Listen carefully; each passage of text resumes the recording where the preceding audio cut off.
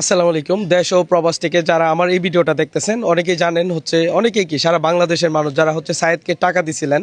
সায়েদ কিন্তু আজকে না ফেরার দেশে চলে গেছে এবং সায়েদের জানাজার ব্যাপারে আমরা এটা জানানোর জন্য এই ভিডিওটা করা।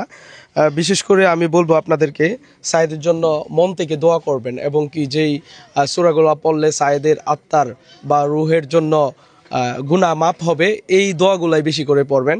দেখেন আজকে সায়েদের বাড়িতে আসছি, আজকে টাকা চাইতে আসি নাই। আর বলবো না যে সায়েদকে আপনারা বাঁচান, আর বলবো না, আর কেউই বলবে না যে সায়েদকে বাঁচানোর জন্য টাকা দেন তার বিকাশে। আর বলার ক্ষমতা কারো নাই। আর সায়েদও কোনোদিন বলবে না যে আমাকে বাঁচান। এই মুখ বন্ধ হয়ে গেছে, আল্লাহ তাআলা নিজের হাতে বন্ধ করে দিছে। পরিশেষে একটা কথাই বলবো, জানাজার টাইম ফিক্স করা হয়েছে এবং কি সায়েদ আজকে সন্ধ্যায় মারা গেছে। আপনারা সবাই জানেন এই টাইমটা এক্স্যাক্টলি টাইমটা আমরা বলতে পারতেছি না, এই জন্যই কারণ সে আইসিইউতে ছিল আর কি। তো যাই হোক, আমরা ধারণা করতে পারতেছি 6টা বা একটু কম বেশ ওই রকম টাইমে আর কি আমরা এটা ধারণা দিলাম। তো যাই হোক, আপনাদেরকে বলবো একটু এদিকে আসেন, আমরা একটু রাস্তায় যাই। তো আজকে যেখান থেকে আমরা অসংখ্যবার সায়েদের জন্য টাকা চাইছি সেই জায়গাতেই আছি, বাট সায়েদ আজকে নাই। সায়েদ পরপারে চলে গেছে। এখানেই আমরা মানে বলতে চাইতেছি সায়েদের জানাজার টাইম কাল জোহরবাদ, নাকি জোহরবাদ তার নিজ স্থানীয় বাড়িতেই, যেখান থেকে আপনারা অনেকেই টাকা দিয়ে গেছেন। বুসারকান্দা, অনেকেই চিনবেন না, করিমগঞ্জ বুসারকান্দা, কিশোরগঞ্জ সদর থেকে করিমগঞ্জ বুসারকান্দা, তার নিজ বাড়িতেই জানাজা অনুষ্ঠান হবে।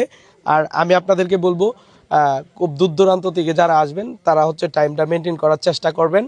আর আমরা আজকের ভিডিওর পরে থেকে হয়তোবা আর সায়েদকে নিয়ে কোনো ভিডিও পোস্ট করব না, ব্যক্তিগতভাবে আমি করব না, কারণ কালকে জানাজার সমাপ্তি দেওয়ার পরে আর কোনো ভিডিও হবে না।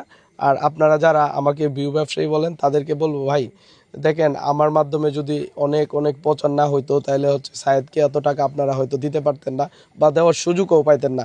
দেখেন সবার মনেই কিন্তু একটা কষ্ট থাকে, সত্যি কথা আমার মনে অনেক কষ্ট, কিন্তু এগুলা আর বলতে চাই না, মানে এগুলা আসলে বলার সময় না।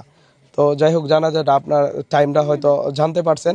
আর যারা একটু দূর দূরান্ত থেকে আসবেন কষ্ট করে টাইমটা মেনটেন করার চেষ্টা করবেন। হয়তোবা নামাজের পরই শুরু হয়ে যাবে, টাইমটা ধরে রাখতে পারেন 2টা বা এর একটু আগে, দুপুর 2টা বা তার একটু আগে থাকার চেষ্টা করবেন, যেন নামাজটা আমাদের সায়েদের এলাকাতে আইসা পড়তে পারেন। এই টাইমটা মেনটেন করে আসবেন। প্রিয় দেশবাসী, আমাদের সাইদ ভাই, তার একটা ওসিয়ত ছিল। সে অনেক সময় আমাকে বলতেন যে মানুষ যখন মরে যায় তখন 3বার সূরা ফাতিহা যাদেরকে পড়ে খুব ভালো শোনা যায়। তো ওনারকেও একটা ওসিয়ত ছিল, উনি যখন মারা যাবে যেন যারাই ওনার খবরটা শুনে তারাই যেন